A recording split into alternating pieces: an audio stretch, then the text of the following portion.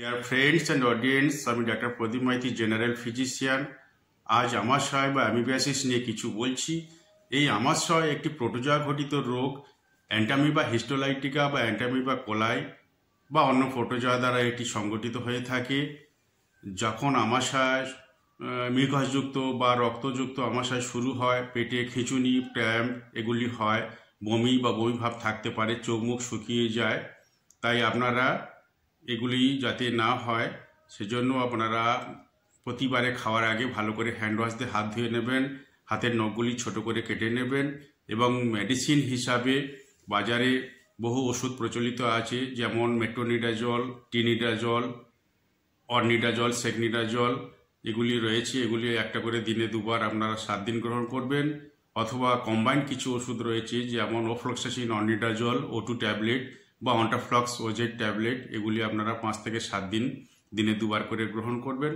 সঙ্গে electrolyte, electoral এগুলি আপনারা গ্রহণ করতে পারবেন এবং সঙ্গে অবশ্যই বিশুদ্ধ মিনারেলযুক্ত জল আপনারা গ্রহণ করবেন।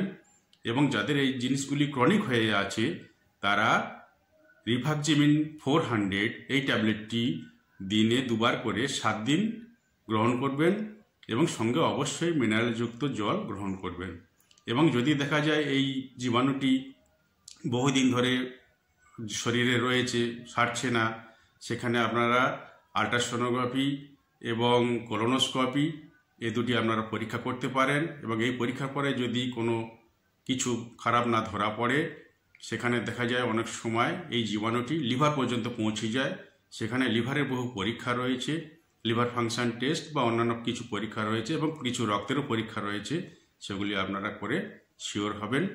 সর্বোপরি বাজারের যে কাটা ফল বা খোলা খাদ্য বা খোলা পানীয় এগুলি আপনারা গ্রহণ করবেন না। আপনারা অবশ্যই বিশুদ্ধ মিনারেলযুক্ত জল এটি গ্রহণ করবেন এবং স্যালাড জাতীয় যে কাঁচা জিনিসগুলি এগুলি আপনারা বর্জন করবেন। সব সময় আপনারা খাবারটি গরম গরম খাওয়ার চেষ্টা করবেন। সবাই সুস্থ থাকবেন, ভালো থাকবেন। নমস্কার।